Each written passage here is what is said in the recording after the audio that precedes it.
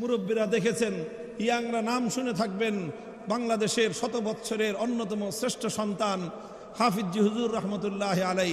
আজ থেকে প্রায় 40 বছর হয়ে গেছে হুজুরের ইন্তেকাল। 1987 সালে হুজুর ইন্তেকাল করেছেন। হাফিজি হুজুর 1981 সালে রাজনীতিতে অংশগ্রহণ করেছিলেন। ওনার বয়স তখন প্রায় 90 বছর। কত সালে শহীদ প্রেসিডেন্ট জিয়াউর রহমান সাহেব যখন মারা গেলেন, তার ইন্তেকালের পরে হাফিজি হুজুর রহমতুল্লাহ আলাই বললেন যে আমি নির্বাচন করব। হাফিজি হুজুর নির্বাচন করার আগে বিএনপি, আওয়ামী লীগ সহ সকল বড় বড় রাজনৈতিক দলগুলোর নেতৃবৃন্দের কাছে চিঠি লিখছেন। কি লিখছেন? আরে বলেন, কি লিখছেন? চিঠি লিখছেন। চিঠিতে হুজুর লিখেছিলেন যে আপনারা বিশেষ করে তখন তো সব মহিলা বলছেন যে তোমরা আমাদের মায়ের মতো, আমার মেয়ের মতো তোমরা। আমি তোমাদেরকে বলি, তোমরা যেহেতু মুসলমানের সন্তান, তোমরা একটা ঘোষণা দাও, একটা কাজ করো যে এই দেশে আল্লাহর আইনের বিরুদ্ধে যে আইনগুলি আছে সেগুলো বাতিল করে দাও, আর আল্লাহর আইনের সাথে সঙ্গতি রেখে প্রত্যেকটা আইন করো। এটা আল্লাহর দ্বীনের আলেম হিসেবে, জাতির অভিভাবক হিসেবে সমস্ত আলেম সমাজের পক্ষ থেকে আমি তোমাদেরকে এই দাওয়াত দিচ্ছি। এই দাওয়াত তোমরা কবুল করো। তোমাদের রাষ্ট্র এবং সরকার পরিচালনায় যত সহযোগিতা লাগে আমরা করব। কিন্তু হুজুরের এই দাওয়াত কেউ গ্রহণ করে নাই।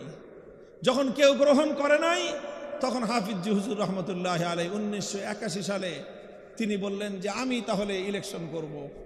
কেন ইলেকশন করবেন হুজুর? আপনার এত বয়স হয়ে গেছে, 90 বছর হুজুর তখন বয়স প্রায়। এই বয়সে কি আপনার রাষ্ট্রপতি হওয়ার খায়েশ জাগছে? এই বয়সে আপনার রাজনীতি করার খায়েশ হলো? হুজুর বললেন যে না, রাষ্ট্রপতি হওয়ার খায়েশ আমাদের নাই। তোমাদের এই সিংহাসনের চেয়ে আমার সালার চটের মূল্য অনেক বেশি। আলেম ওলামারা, বুজুর্গরা সালার চটের উপর বসে থাকে। দুনিয়ার বড় বড় ক্ষমতাসীন মানুষরা তাদের পায়ের সামনে এসে হাঁটু গেড়ে বসে থাকে। আল্লাহ সম্মান তাদেরকে কম দেন নাই, প্রভাব প্রতিপত্তিও তাদের কম দেন নাই। আমরা ক্ষমতার খায়েশ নিয়ে আমি রাজনীতিতে আসি নাই। হাফিজি হুজুর বলতেন যে আমি রাজনীতিতে এসেছি শুধু একটা জিনিসের জন্য, কিয়ামতের দিন আমি আল্লাহর কাছে যেন জবাব দিতে পারি যে মুহাম্মদুল্লাহ তুমি কি করেছিলা। আমি আল্লাহকে বলবো যে আল্লাহ, আমি প্রথমে শাসকদেরকে চিঠি লিখে বলেছিলাম যে তোমরা আল্লাহর আইনের বিরুদ্ধে যত আইন আছে সব আইন বাতিল করো, আর আল্লাহর আইনের বিরুদ্ধে, কোরআনের আইনের বিরুদ্ধে কোনো আইন করবা না, এই একটা প্রতিশ্রুতি দাও, তাহলে আমরা তোমাদেরকে সহযোগিতা করব। কিন্তু কেউ আমাদের এই কথা রাখে নাই।